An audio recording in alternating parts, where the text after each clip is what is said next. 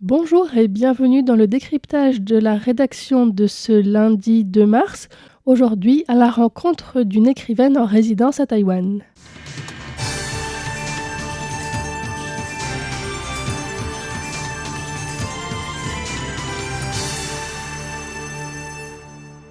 Aujourd'hui, nous sommes en compagnie de Rebecca Wesserman, résidente à la Villa Formose. Bonjour Rebecca. Bonjour. Tu es à Taïwan en résidence artistique littéraire pour un mois qui se termine juste maintenant, qui sera prolongé un petit peu, mais cette partie-là de la résidence se termine. Est-ce que tu peux nous parler un petit peu du projet avec lequel tu es venue ici ? Oui, alors moi je suis lauréate Villa Formose Livre 2026 et je suis venue pour travailler sur un projet de roman, un roman d'anticipation qui s'appelle La Dernière Vague et dont l'histoire se situe à Taïwan et qui est aussi extrêmement empreint de culture et d'histoire taïwanaise. Alors pourquoi est-ce que l'histoire se situe à Taïwan ? Qu'est-ce qui t'attirait ici ? Alors en fait, Taïwan à la base, pour moi, c'est une intuition d'écriture. Je me suis dit il y a quelques années, il faut que j'aille à Taïwan. Et je ne savais pas exactement pourquoi, mais il y a quelque chose ici qui a commencé à m'attirer sans que j'arrive exactement à mettre des mots dessus. Et il s'avère que par ailleurs, j'avais aussi l'idée de la dernière vague depuis plusieurs années. Et en fait, ces deux idées ont fini par converger et je me suis dit, je crois que ce serait intéressant que la dernière vague se situe à Taïwan. Et j'ai commencé à faire des recherches dans ce sens-là pour voir si c'était pertinent. Et il s'avère que oui.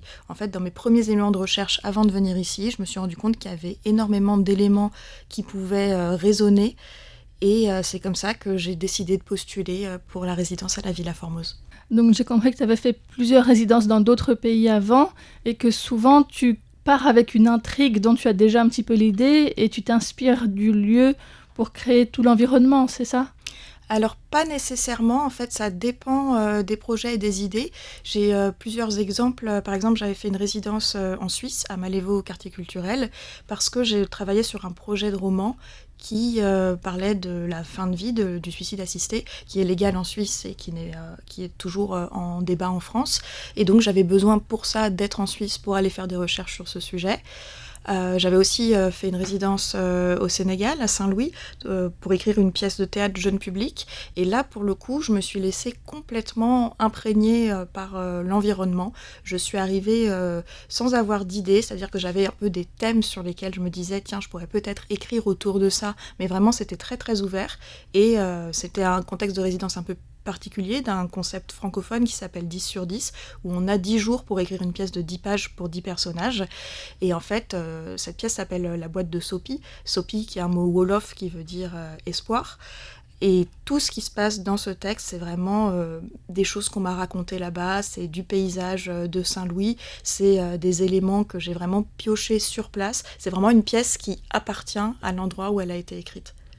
Et pour cette résidence à Taïwan, comment ça s'est passé le processus de candidature ?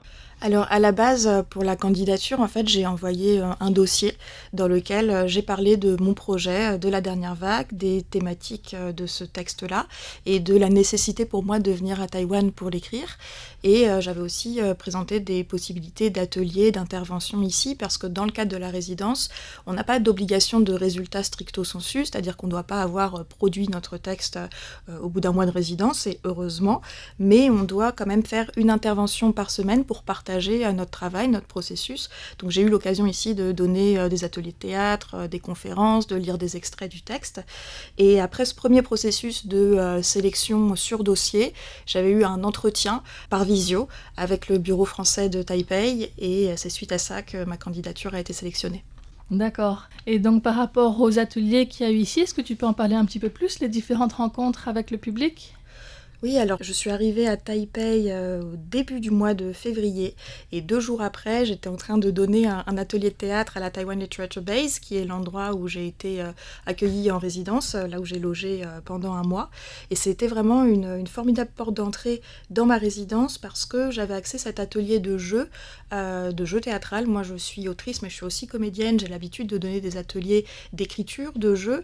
Là, l'écriture était un peu compliquée à cause de la barrière de la langue, donc on a plutôt plutôt opté pour un atelier de théâtre avec des improvisations. Et il y avait aussi à côté de moi, à chacune de mes interventions, Martin Tso, qui est traducteur et qui a donc été là pour me permettre de comprendre et d'échanger avec les différents participantes. Et ce premier atelier, en fait, je l'avais axé sur mes premières idées de la dernière vague, qui est donc un univers de fiction à l'intérieur duquel il y a des groupes sociaux différents, et j'ai proposé des improvisations à thème autour de ces différents groupes, et ça a été un échange très très riche. J'avais été vraiment admirablement surprise de la volonté avec laquelle les participants et les participantes avaient plongé dans mes propositions et avaient tous fait des improvisations vraiment très très intéressantes, et on avait aussi beaucoup échangé autour de cet univers, et ça m'a permis en fait tout de suite de rencontrer des Taïwanais et des Taïwanaises et de pouvoir tout de suite échanger autour de ce projet. On m'a immédiatement fait des recommandations, fait des liens avec d'autres choses qui m'ont permis d'orienter mes recherches dès le début. Donc c'était un premier atelier vraiment intéressant. Et suite à ça, j'ai fait une intervention au TIB, le Salon du Livre International de Taipei, qui avait lieu la première semaine où je suis arrivée en résidence, qui était un échange croisé, une interview avec... en fait, j'ai son nom, mais je ne sais jamais le prononcer. Tsai Ming-Xuan. Oui, qui est une autrice et directrice de théâtre ici, à Taïwan, et qui a été également en résidence. Et donc, on a partagé nos processus de résidence, l'influence des résidences sur notre travail. C'était très, très intéressant. Et ensuite, en fin de résidence, j'ai fait une troisième intervention à la Taiwan Literature Base pour partager en fait mon processus d'écriture et comment est-ce que cette résidence était venue confronter mon idée de base, comment est-ce qu'elle l'avait fait évoluer, comment aussi est-ce que j'allais intégrer dans mon texte les éléments que j'avais découverts à Taïwan, que ce soit des éléments du quotidien, mais aussi des éléments historiques, culturels, etc. Pour finir avec une dernière séance, une dernière rencontre à la librairie Le Pigeonnier, où j'ai lu les premiers extraits du texte que j'ai commencé à écrire pendant cette résidence. D'accord. Et du coup, le reste du temps, à part les interventions, qu'est-ce que tu fais comme visite, comme rencontre? Comment est-ce que tu t'inspires de Taïwan et comment est-ce que tu organises ton temps? Parce qu'un mois, c'est long et en même temps, c'est très court. Donc, comment est-ce que tu organises tes journées pour nourrir ce projet?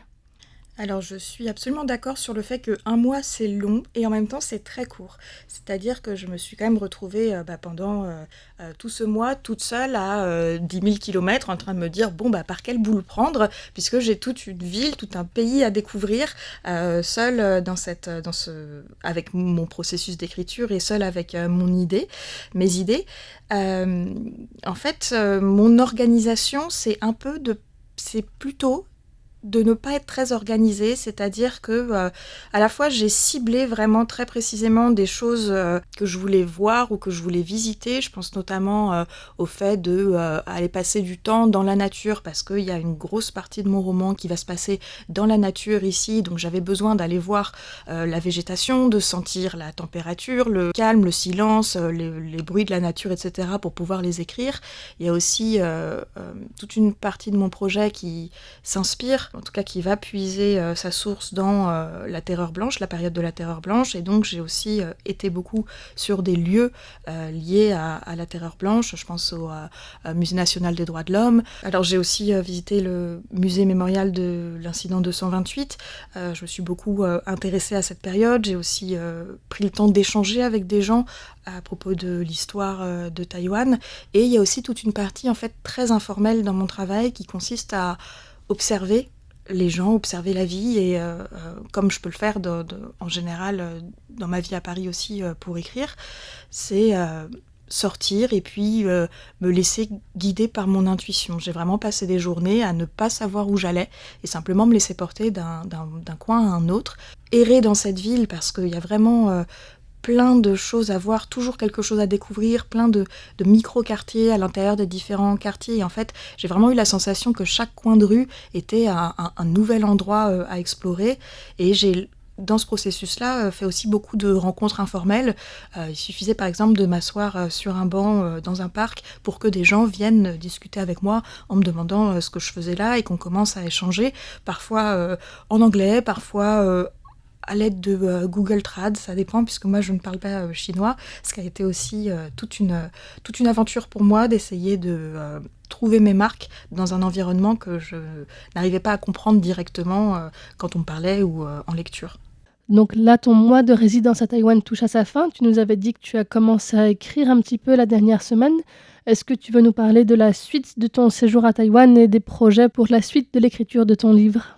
Oui, alors j'ai commencé à écrire seulement la 3e semaine de ma résidence, parce qu'avant ça, j'étais vraiment plongée dans mes recherches et je me suis vraiment dit qu'en fait, il fallait ne pas se précipiter. Ça a été vraiment quelque chose que je me suis dit très vite, aussi parce qu'il y a une énergie assez calme et assez douce ici à Taipei. Il y a quelque chose de très apaisant et en fait, je me suis calée sur ce rythme-là en me disant tu écriras plus tard et profite de ta présence ici pour t'imprégner au maximum. Le temps solitaire de l'écriture viendra plus tard et viendra probablement essentiellement quand je serai de retour chez moi. Et après ces 4 semaines à Taipei, je pars pour une semaine de résidence à Tainan au Musée national de la littérature. Et suite à ça, je vais également une semaine supplémentaire à Taichung pour découvrir le sud de Taïwan, voir d'autres paysages, rencontrer d'autres gens, essayer d'avoir une vision un peu plus globale de l'île, même si évidemment en 6 semaines, je n'ai eu le temps que de en découvrir les prémices, mais c'est vraiment un pays qui donne envie de revenir pour plonger plus profondément dans son histoire et dans ses paysages. Eh bien, merci beaucoup Rebecca pour cette présentation. Nous allons nous arrêter là pour aujourd'hui et demain nous te retrouverons pour parler plus en profondeur du contenu du roman La Dernière Vague et en quoi il est inspiré de Taïwan. C'était un décryptage présenté par Florian Dai pour Radio Taïwan International.